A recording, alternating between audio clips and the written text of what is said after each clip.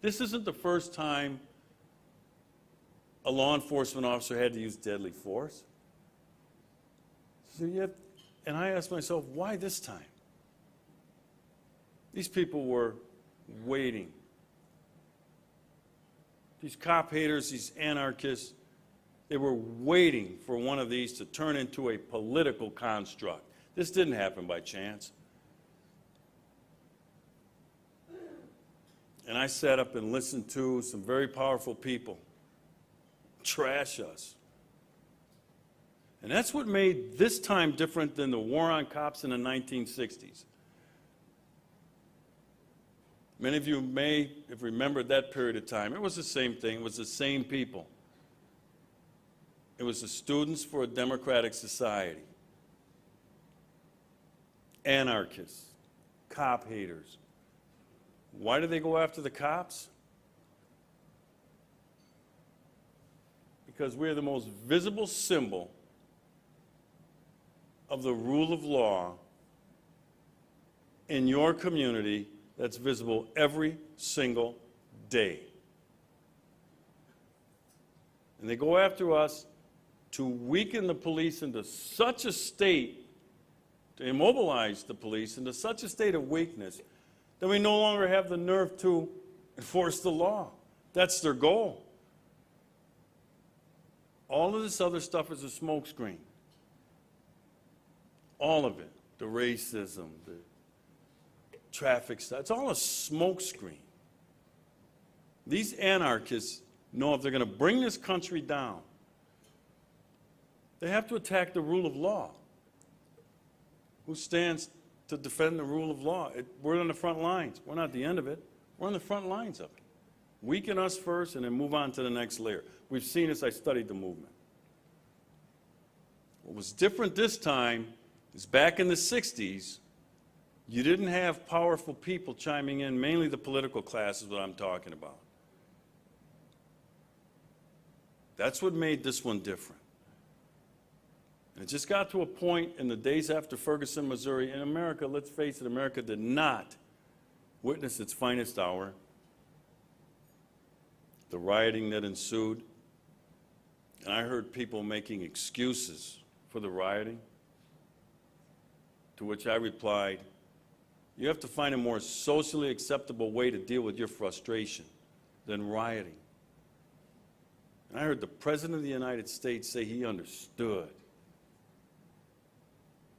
He understood the rioters. I didn't. I don't know what those businesses did. I don't know what the good, law-abiding people of Ferguson did to deserve to have their town burned down.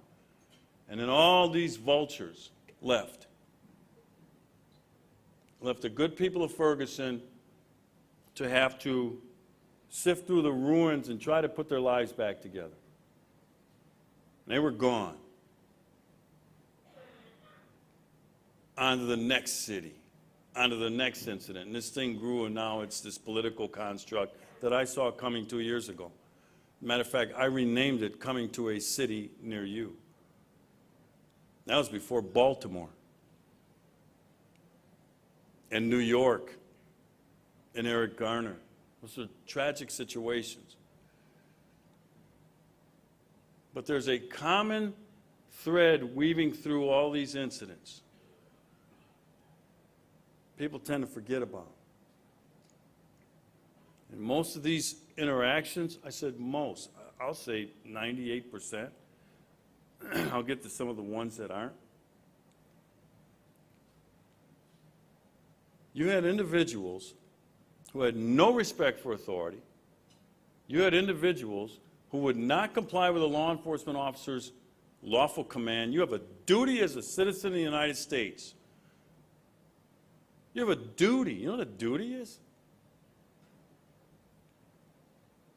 To abide by a law enforcement officer's lawful command. In other words, they throw the takedown lights down, right? The blue and red. You got to pull over. That's complying with the demand. You can't take off. When an officer says, drop the weapon or let me see your hands, you have to do it. And when you don't, some bad things are going to happen.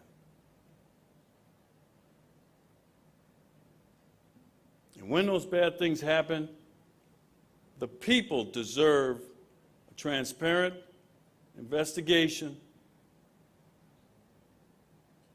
But I want these officers judged not by the pleas of an angry mob. I want these officers judged by the rule of law. What does the rule of law say about this officer's actions? Not what you think should happen, not what you think should happen, not what you think should, what does the rule of law say? And it's very clear.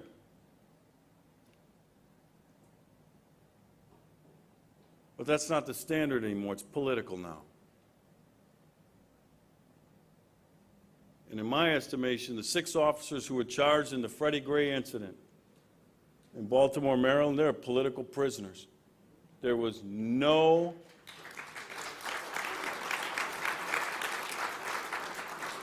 basis whatsoever under the rule of law to charge those officers. None. So you had an overactive state's attorney, district attorney, whatever they call them in Maryland, who was on a political tour. She was going to try to make it right for the cop haters. She said when she announced the charging, "I hear you. Your time is now." It's not how I want Lady Justice talking. I want Lady Justice to hold that scale up. You've seen it, right? We'll weigh the evidence.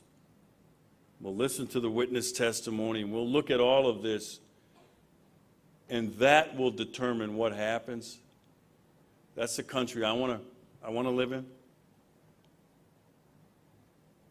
Sometimes we're wrong. No doubt about it. Cops aren't perfect. We don't need to be perfect. You know what I tell my people every day, Milwaukee County Sheriff's Office? I don't demand perfection. I demand excellence. And more times than not, that's what I get. I said more times than not. I didn't say every time. Sometimes we make mistakes. The law allows us to make mistakes. In other words, cop pulls somebody over or goes to jack somebody up standing on a corner, a group of guys, and it's dark, and the officer goes up there thinking safety first, and he's looking at hands, and he's watching all this. This is all what your training and experience. That's what I want them to rely on. And they see some dark object in an alley or at night, and they think it's something that might be used against them, and they use deadly force, and it turns out to be a cell phone. I'm not saying that's okay. It's called a mistake. That's not a crime. In the United States, we have a system to deal with that, and it's called tort law. You sue the city, you sue the county, you sue the agency, because in the United States, it's how we try to make people whole. It doesn't bring them back. And it's not necessarily the best system, but that's how we make people whole. In tort law, we give them money. We don't charge people criminally for a mistake.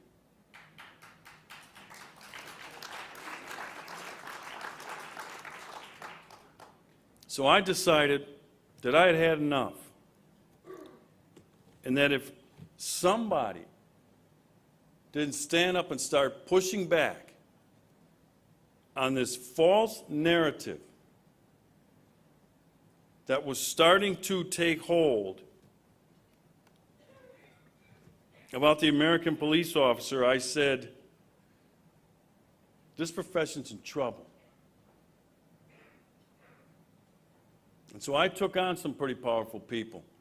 And let me tell you, you don't do that at the drop of a dime. You don't take on the President of the United States. You don't take on the United States Department of Justice Attorney General for nothing. These people wield power. Plus, those are respectful positions. But so is mine.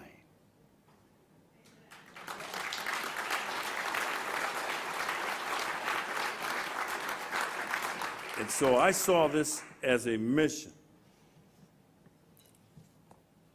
And fortunately for me, I had the use of some platforms because I don't have my own platform. Not yet, anyway.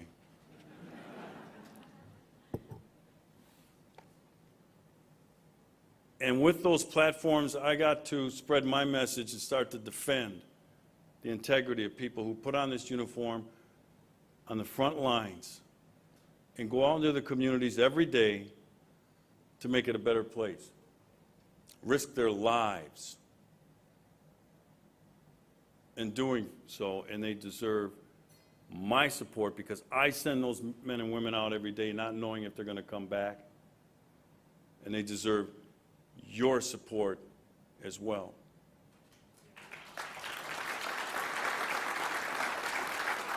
Now, I'm at ground level.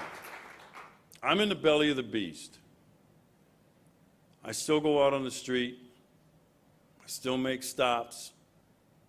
It's in my blood. I tell people, if you cut me, I don't bleed red, I bleed blue.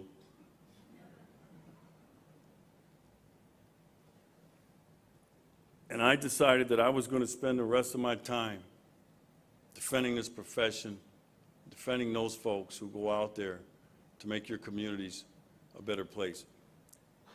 What I'm talking about when I say I'm at ground zero, many of you, and again, this might be a false assumption, but I'm going to assume most of you don't live in the American ghetto. Yeah, I said ghetto. And the left doesn't like that word.